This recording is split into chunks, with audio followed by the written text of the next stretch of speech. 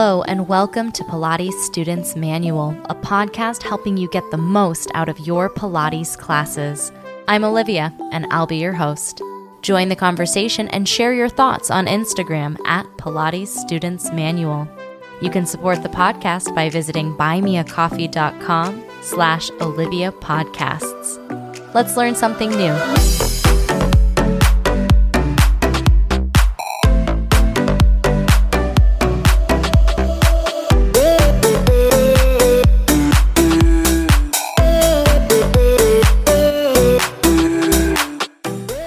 Hello, everybody. Welcome back to the podcast.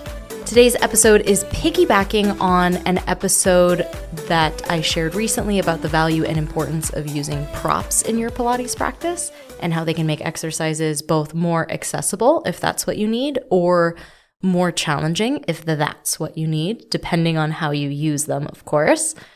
A lot of what I'm talking about today goes hand in hand with that, but specifically today, we're looking at how you can adapt the exercises in the Pilates method to meet you where you are. Sometimes, like in the episode I shared before, we're using props in kind of a temporary way, like you're working on the roll-up and you don't quite have enough strength to do the roll-up, so you're using a bolster or like a pillow behind your upper back to decrease the range of movement, decrease the amount of effort to come off of that pillow to come up to seated, and it kind of takes the sticky spot out of the equation. And the idea is you keep practicing, you get stronger, and eventually maybe you don't need to use that bolster or pillow behind your upper back anymore because you can do the exercise in that bigger range of movement all the way from lying down, rolling up to seated. There's lots of reasons why you may want or need to adapt a Pilates exercise. And sometimes it's because you need support in a more permanent way. Like you're 6'4", which is 193 centimeters. I looked it up. Or on the flip side, you're 5'1" or 155 centimeters. Like the height that you are is fairly permanent, and you might need to adjust the equipment or the exercises so that they make sense with your body proportions. You might have a bigger belly or just be a bigger person. You might have a metal rod in your spine that limits the way that your spine can move. I have a teacher friend who works with adaptive athletes, and so she's working with people who have limb differences. They might be missing an arm or missing a leg. And the exercise is going to be different if that's your body situation. You might be dealing with something like benign positional vertigo, where you get dizzy if you lie flat on your back, or acid reflux, where you are, kind of burping stomach acid and lying flat on your back, or doing an inversion just isn't comfortable in your body with what you're working with. There's also adaptations you would make to the exercises if you were pregnant to reflect and match the current guidelines from the American College of Sports Medicine on best practices for exercising while pregnant. So regardless of why you would like to adapt the exercise, the cool thing about Pilates is that you can adapt the exercise in lots of different ways that will fit what you need when you need it. I personally take a wider view of what Pilates is. If you think of in the legal world where they have like the letter of the law and the spirit of the law, I'm someone who leans more towards the spirit of the law. So like Joseph Pilates has a book, right? Return to Life Through Contrology, where he gives you all of his mat exercises. He tells you how to do all of the exercises, and pretty much just one way of how to do them, right? That's the letter of the law. He wrote out, these are the exercises, this is how to do them. But if I am, or if I'm working with someone who's dizzy when they lie flat on their back, I'm going to use that prop to support them so that they're elevated, they're lying at a bit of an angle instead of lying flat, so that they can do the roll up and roll backwards without the world spinning around and them getting super nauseous, That's still the roll up, even though you're using a prop in a way that changes how the roll up looks a little bit. In my opinion, you're still rolling up from lying down. That's following the spirit of the exercise, even though we've made this accommodation. There are things about us, like our height, our size, that the equipment especially can really be customized to support us in the body that we have. The reformer especially is so customizable. The Cadillac, the trapeze table, also so customizable. So depending on what model of reformer you're working on, if you're super tall, we can gear you out. We can move the carriage, the moving platform part, further away from the foot bar to make room for your legs or your belly or whatever you need to make room for. On the flip side, if you are more petite, we can bring that foot bar closer to you by either gearing in or lifting that foot bar so that you are also able to take advantage of all of the awesomeness that you can do on the reformer, but that fits your proportions. Lots of things are customizable on the reformer. You can gear in and out. You can adjust the height of the pulleys. You can adjust the length of the straps. You can adjust the foot bar.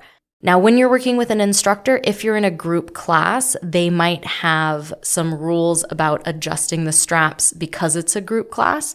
But if you're working with a teacher one-on-one, they will 100% be able to make that equipment be a better fit for you if that's what you need. Or if you have your own equipment, like I am lucky enough to have my own reformer, and I have the foot bar set up in a way that I like it, that for the average person, it might be a little bit too close for them.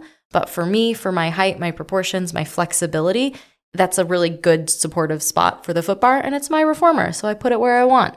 So you can customize each of those pieces of equipment to fit you.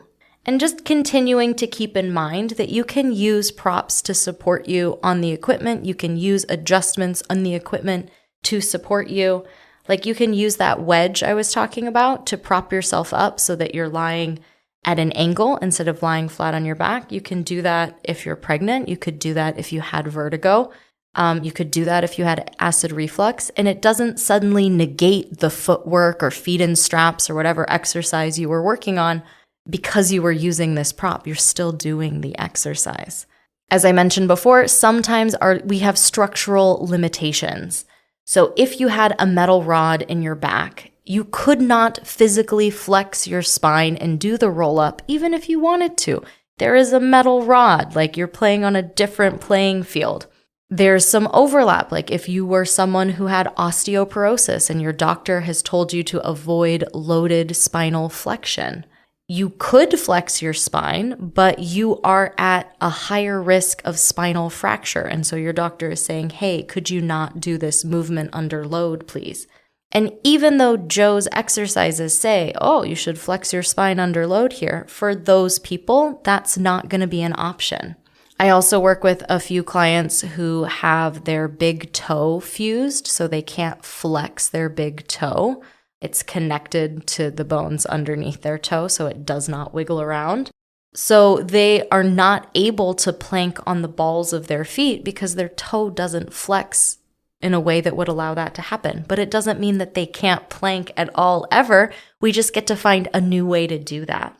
So because Pilates has so many different pieces of equipment and we can do almost every exercise on almost every piece of equipment, some doors close and other doors open. We have other opportunities to explore the shapes.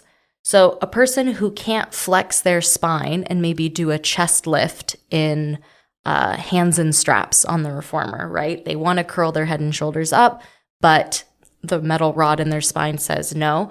They can also find the abdominal work that you would have in a chest lift in other ways. Like a great workaround for that for me is to take like a stability ball, a little squishy stability ball, and have them push their hand into the ball and the ball into their thigh when their legs are in tabletop.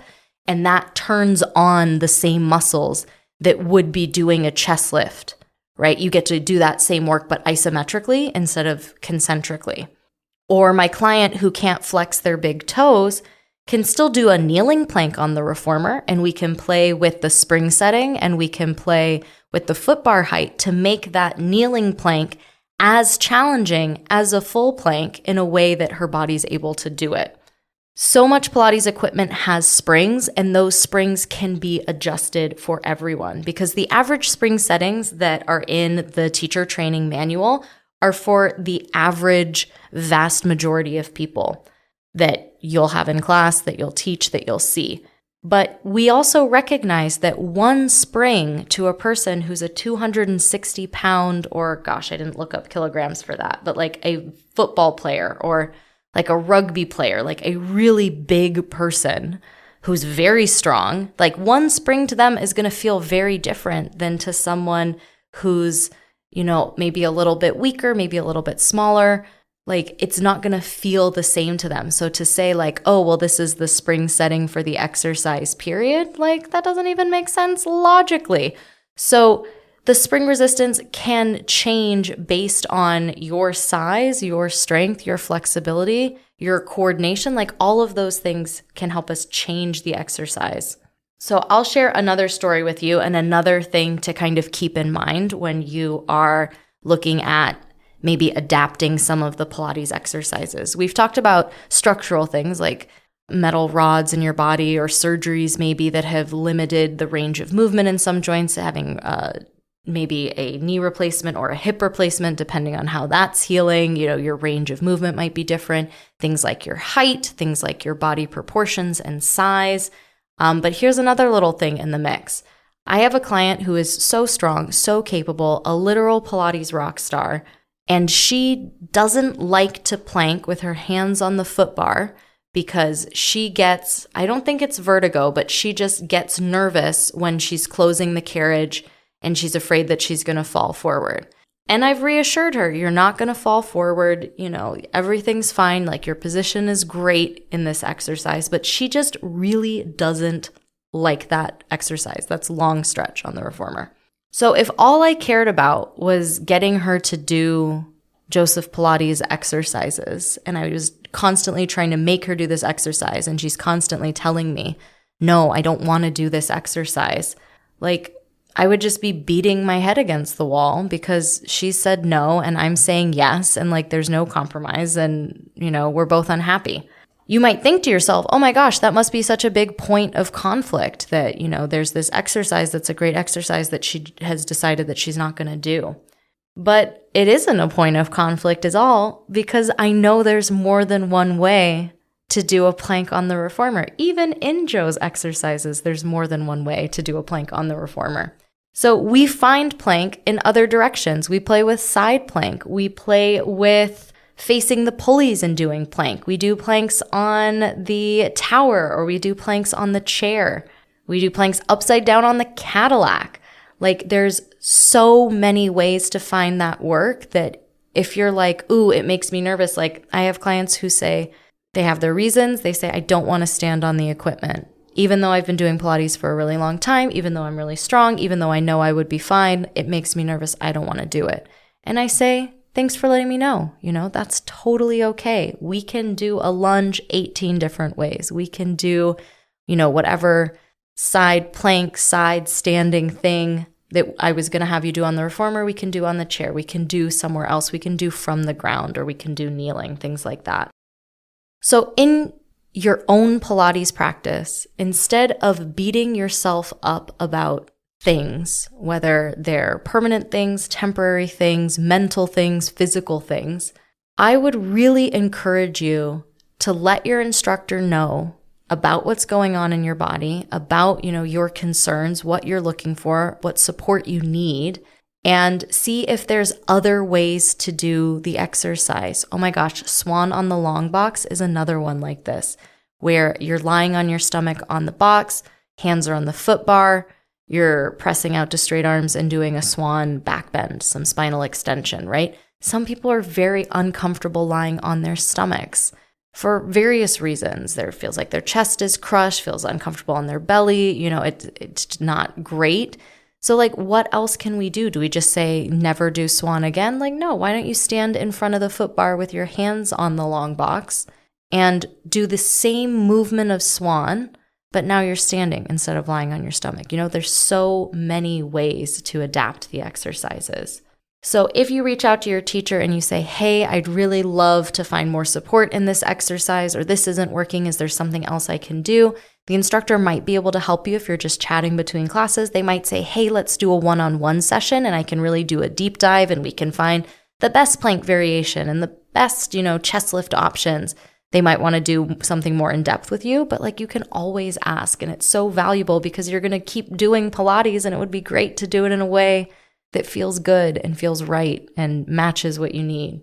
So it might be something like adding a prop or changing the springs or changing another equipment setting or finding that same exercise. All right, we're all doing this swan over here, but you're going to try this swan version over there because it just feels better for you. Like, I want you to have a great time doing Pilates and challenge yourself, but also recognize that there's more than one way to do things and to feel supported as you challenge yourself. And those little changes or little tweaks, little adaptations to the exercises can help make Pilates a better fit for you.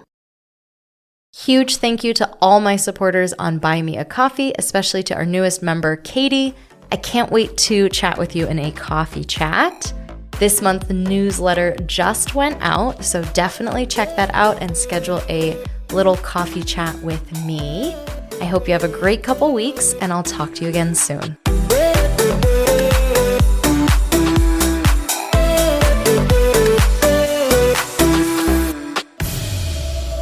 Thanks for tuning in to this week's episode of Pilates Students Manual, a podcast helping you get the most out of your Pilates classes. Be sure to check out the podcast Instagram at Pilates Students Manual and subscribe wherever you're listening. Interested in teaching Pilates too? Check out Pilates Teacher's Manual, available everywhere you listen to podcasts. I hope to see you next episode. Until next time.